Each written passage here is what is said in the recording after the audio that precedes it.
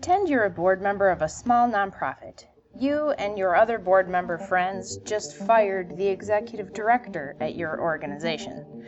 You're feeling a sense of relief and accomplishment because it took a lot to get the collective will to make this change.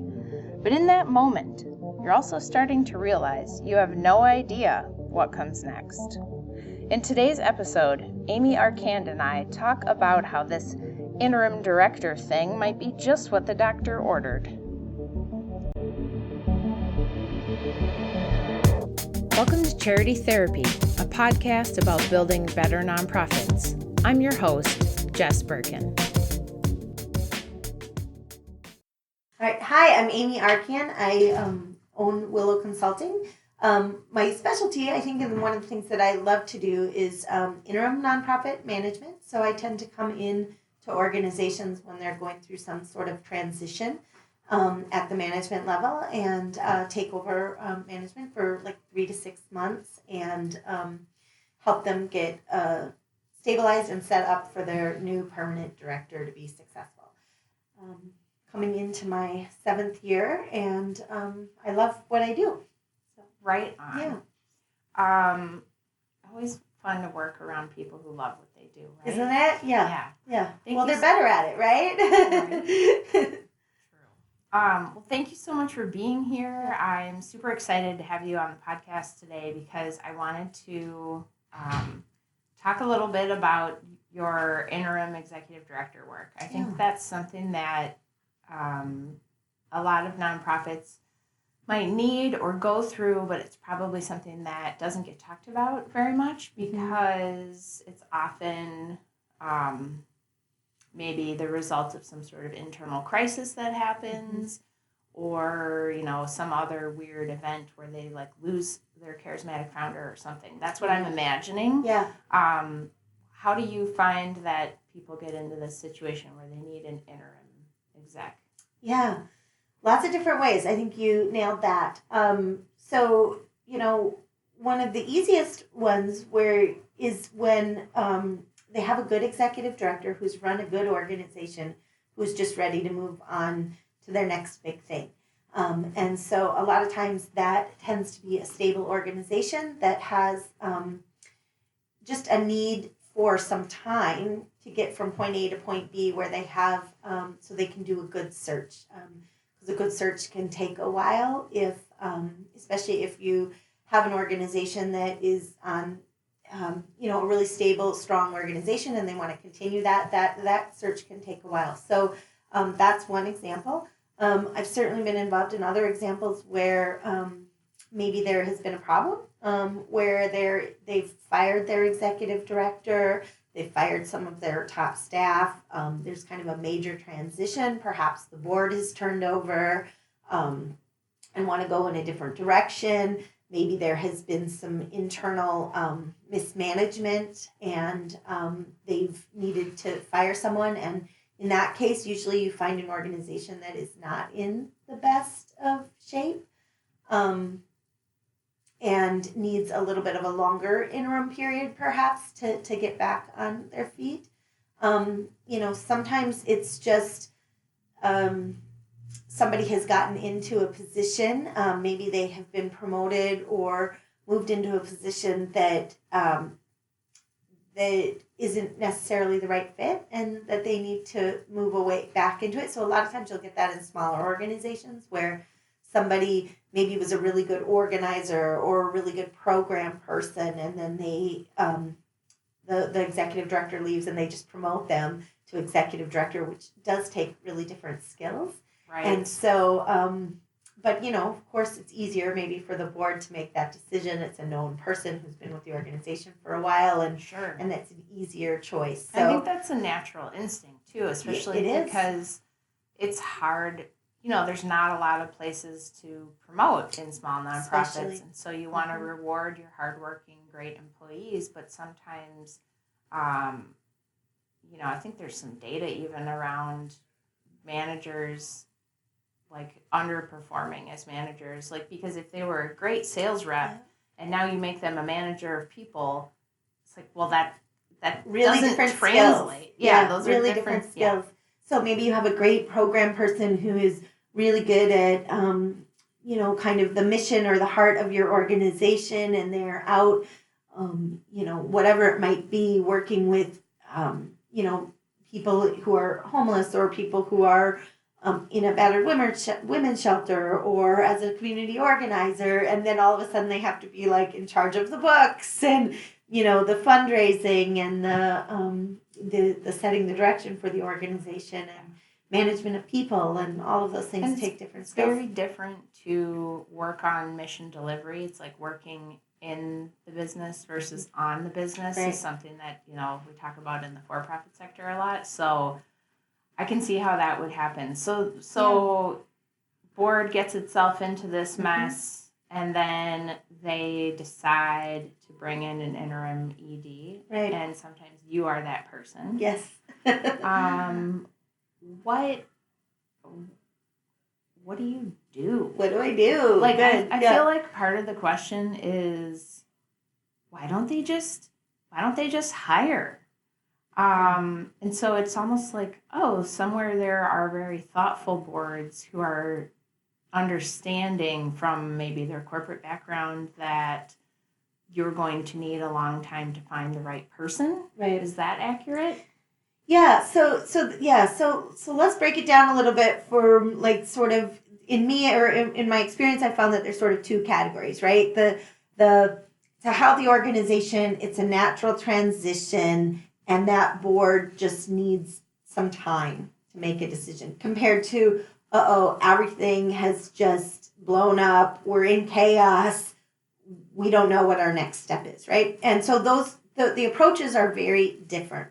So the former, if you look at a stable organization, that might be more what you described, a forward-thinking board who understands that they don't want to lose any ground while they're searching, and they also don't want to be rushed in their search to make a decision that might not be the best for the organization. And so bringing in an interim can sort of give the board that time to know that things are handled while they're making their search. So in that case, usually people call me up and they want me to start tomorrow because they're in this situation and their executive director has just let everybody know that they found a new job. They've got, a couple weeks to a month maybe to make this transition, and they want some overlap with their interim director and their current staff, right? Sure. So they're like, we need you tomorrow. And that, and that's fine. That's the nature of my business. And a lot of times, I can be starting work within a couple of weeks if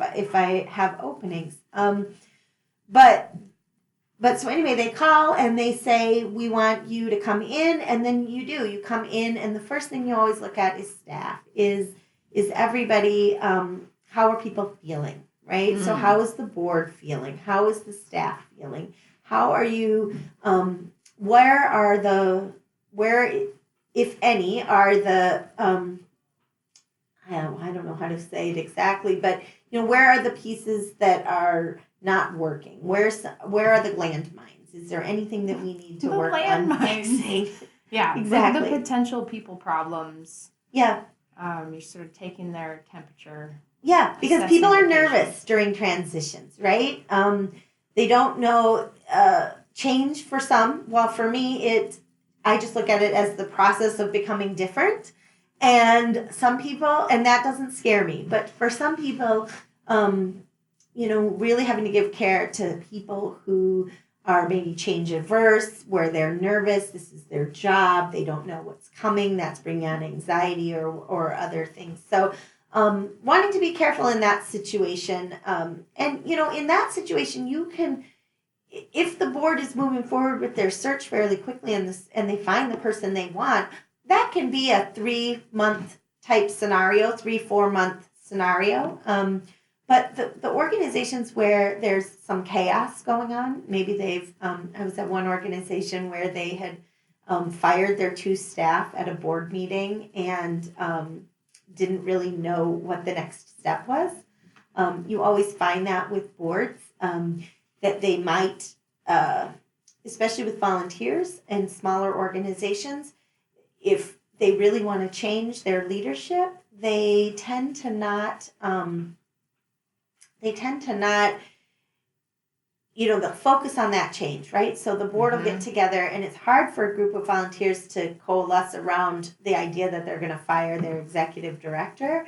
And so they put all of their energy into how are we going to fire our executive director, and then they don't have a plan for what to do the day after. Yes, I definitely understand this with clients that I have worked with, where it's like they just go into crisis mode. Absolutely. Because it's almost like an episode of Survivor. You usually have some sort of contingency or constituency that understand this has to happen. Yep. And then they're kind of like bringing in the like side people, like, well, we think we can convince so and so, but then like this person is a diehard fan of this person, so that it's almost like they have to get the votes together. Yes. And it's incredibly stressful, and they get their, just like any human being in a crisis, your vision gets tunnel, right? Like your vision just gets very laser focused on what needs to happen right now.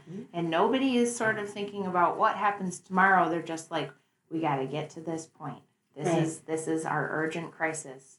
What the repercussions of that might be. So the one organization that I was thinking about that did lay off their 2 staff members,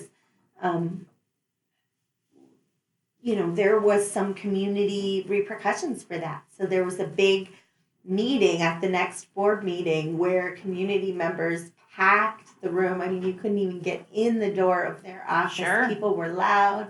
They were upset. There was some articles in the local newspaper about what this board had done. So, some community backlash. So they're making a laser-focused governance decision. Yes. And not really taking into account, like, oh, these people are the face of our organization, and they've got, connections to the people we serve, and they might be upset about that.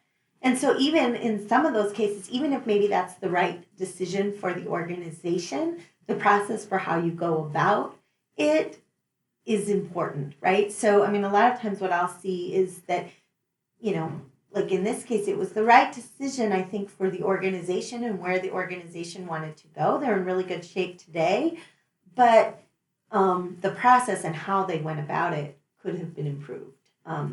Sure. So one piece of advice would be, before you take a big step like that that's going to shift the entire landscape of your org, try and call the interim ED first. Yeah. Or at least think about what's next, or make sure. Yeah. And so in this case, I mean, we cleaned it up, and it was pretty, and people don't always do things right. And that's why there's people who do what I do, who can come in and help, right? So you can imagine these 2 have just left. They've just been given the keys. The organization doesn't have the password. Passwords are my key thing. I get tripped up and spend more time as an interim over not having access to passwords and equipment, over more things. That's the one thing that just gets me all the time. But anyway, so, the board makes this decision, and then what, right? So then you come in as an interim, and in that case, what you do is you have to look at what's on fire, right? So the community is really upset. So how do we write a statement out to the community about setting up our short-term process, that we're going to be doing an organizational assessment. We've brought in an interim director. We're going to be going through a search. That's going to have, there's going to be some transparency to that. We're going to, seek people's opinions, especially if it's an organization. Every organization has stakeholders, but in this case, if it's a neighborhood organization or a community-based organization, how does community have input into where the organization goes next? And also take in the lumps, it's okay that people are upset, and we have to be able to stand up and explain why we made the decisions and be able to move on from there. So yeah, it really sounds like a lot of what you do as an interim ED is almost like change management. Yeah, you know, absolutely. like calming the turbulent waters and reassuring everybody that, okay, we're going to be fine. We're going to get this ship sailing in the right direction. Exactly. I use that metaphor a lot. You know, we're going to get the ship back on the, on the right path. So it's turning this big ship, getting everybody on board and moving forward. Yeah. And that again is where the people come in. I had a mentor who used to do this kind of work here in the cities, and she would say, people first. And you have to address and meet people where they are, because like you said, there's some people who really were close to the former staff and who weren't on board with the decision. Yep. And then there are those who really wanted the decision and drove the decision, and they might sometimes they might need to step away after that, because they might be the people who drove the decision, but maybe they were divisive, or maybe maybe people view them as divisive and they need to step away in order for the organization to really be able to move forward in a healthy way.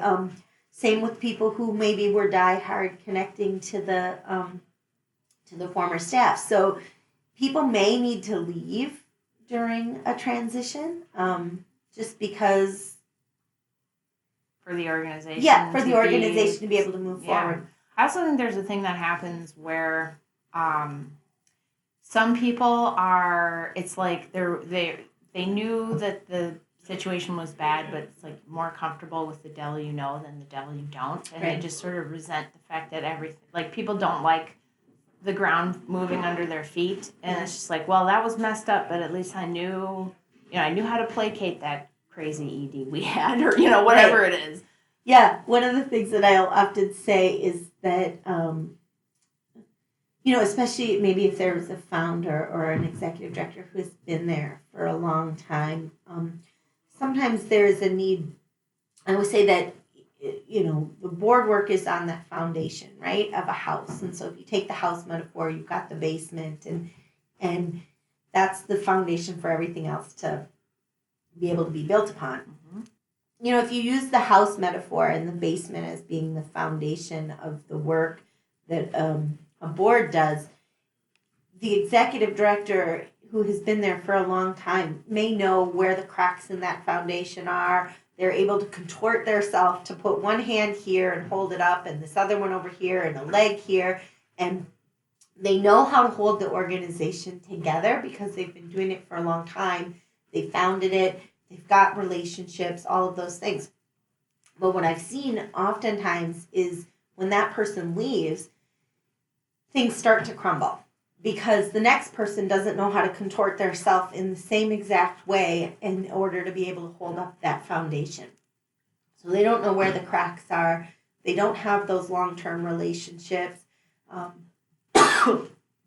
Maybe the former director has been hiding some things from the board, or whatever it is, and then the next person isn't able to be that successful, or some of those things come to light when the former person leaves.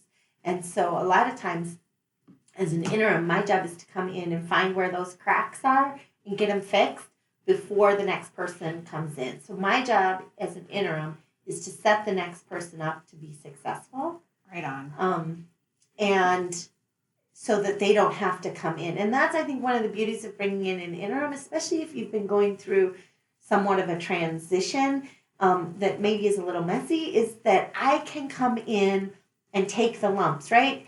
I can be there for 3 to 6 months and deal with a board that, has maybe been misbehaving, or a staff member who really has overstayed their welcome, or, right. Or some sort of chaos. And rather than make the new ED have to bear all of that, you're really setting them up to be successful. Exactly. So this is all super great. What I'm getting here is there's sort of like 4 things that I'm getting out of this that I think nonprofits should keep in mind, right? And the first one was that, you should try and think beyond that initial change decision. And like at least one person can keep some sort of sense of like the big picture going on. Right, what do we do after we fire our staff? And then the second one was securing your accounts and your assets before you upend everything, which I can't tell you enough how many times, like, I write that into my clients' bylaws that like all of their accounts need to be organizational accounts and not like Sally's personal account. Mm-hmm. And then the third thing that I got from you was being aware that things might fall apart a little more. Yeah. Because that person's not there sort of holding everything together. So, and that's normal. Or things, you should expect that some things are going to come to light that you weren't aware of. Yeah. Yeah. And then I think the last thing being that, you can really benefit from having an interim because it sets your future ED up for success so that they can come in and shine like the star you're hoping that they are, rather than just putting this dump truck's worth of garbage on them. It's like hire the pro to come in and take those lumps and set your new ED up to have like a somewhat level footing. Yeah, absolutely. And on those lines, I think, executive directors don't often get a training in small organizations, right? So it's not like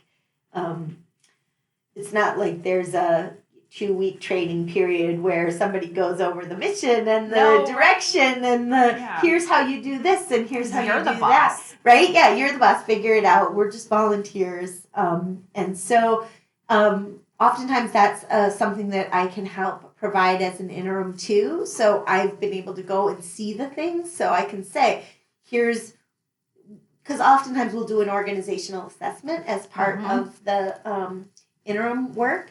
And so I can pretty clearly lay out to the person, here's the assessment of where the organization is at today. Here are some areas where additional work is going to be needed. Here are some areas where we have taken care of some things, gotten to know the board a little bit. Here are some things that my observations. And then, here's the passwords. Here's how you get into things. Here, because over that 3 to 6 months that I've been there, obviously we've recovered their website. We've figured out how to get into their email, whatever they're using for, their systems and things. And so that person doesn't have to do all of that. They don't have to waste their time with all of the kind of messiness. They can just hopefully have more of a roadmap. Not that they don't have their work cut out for them. They certainly do as a new interim or as a new permanent ED, but not in the same way. No, it's just totally. It's almost becomes a no-brainer to have an interim. Like it's such a good idea when you're going through that sort of thing. Well, all right. Well, you know that I always want to wrap up with my 3 questions. Okay. So are you ready for that? I'm ready. Okay. First question for you is there a cause or a charity that you want to give a shout out to? Sure. I love the Voyager National Park Association. If you haven't been up to Voyagers, it's our only Minnesota state park. It's up on the border between Minnesota and Canada, and you access it only by boat. So there's tons of islands up there, and my grandparents have been going up there since the 30s. And so we have been lucky to have it be a part of our life for our whole life. And, my daughter was up there when she was 6 months old. And so I love the Voyager National Park Association, that they can bring some additional assets that the National Park Service can't provide. And so love them. Love it. Awesome. All right. Next question. What is the strangest job you've ever had, or like the weirdest thing you've ever had to do at work? Yeah. Okay, good. Well, I've had a few, but I think the one that I'm going to go with is I worked on a tourist boat up in Alaska for a season. And one of the strange things that we had to do there was harvest ice. And so I literally used like a big fish net, and we'd go off the back of the boat and scoop up glacier ice and then put it in a bowl for people to be able to see, the tourists who would be able to see the ice. Ooh, yeah, tourist ice. It was fancy ice. Yeah, that's awesome. They loved it. It was hilarious. Oh my gosh, that's so great.